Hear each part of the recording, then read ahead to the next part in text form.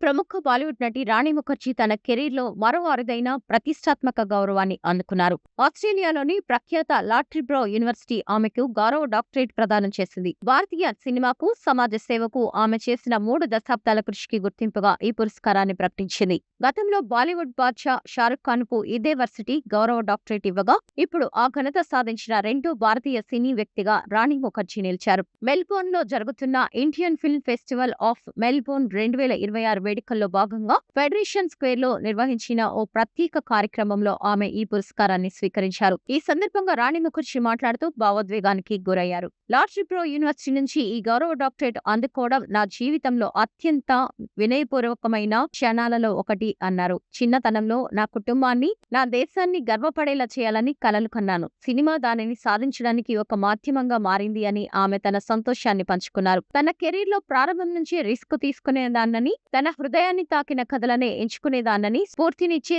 సాధికారతను పెంచే కథను చెప్పాలనుకున్నానని, భారతీయ మహిళల శక్తిని తన సినిమాల ద్వారా నిశ్శబ్దంగా ప్రపంచానికి తెలియజేయడానికి ప్రయత్నించానని రాణి వివరించారు. ఈ గౌరవాన్ని కేవలం ఒక వ్యక్తిగత విషయంగా కాకుండా యావత్ భారతదేశానికి దక్కిన పురస్కారంగా భావిస్తున్నట్లు తెలిపారు. ఈ డాక్టరేట్‌ను భారత్‌కు, ప్రపంచవ్యాప్తంగా ఉన్న తన ప్రేక్షకులకు అంకితం చేస్తున్నానని, ఒక కళాకారుడిగా నటనకు మించిన బాధ్యత ఉంటుంది అని, మనం మన సంస్కృతికి రాయబారులుగా మారతామని ఆమె అన్నారు. ఈ సందర్భంగా లాట్రిబ్రో యూనివర్సిటీ ఛాన్సలర్ జాన్ బ్రంబీ మాట్లాడుతూ, రాణి ముఖర్జీ తన అద్భుతమైన నటనతో వినోదాన్ని పంచడమే కాకుండా సామాజిక న్యాయం, సమానత్వం వంటి ముఖ్యమైన అంశాలపై చర్చను రేకెత్తించారు. మానవతావాద కార్యక్రమాలకు ఆమెకున్న నిబద్ధత ఈ గౌరవ డాక్టరేట్‌కు ఆమెను అత్యంత అర్హురాల్ని చేసిందని ప్రశంసించారు. లాట్రిబ్రో యూనివర్సిటీ 2019లో షారుఖ్ ఖాన్‌కు సినిమా, సామాజిక సేవలకు గాను ఇదే గౌరవాన్ని అందించడం గమనార్హం.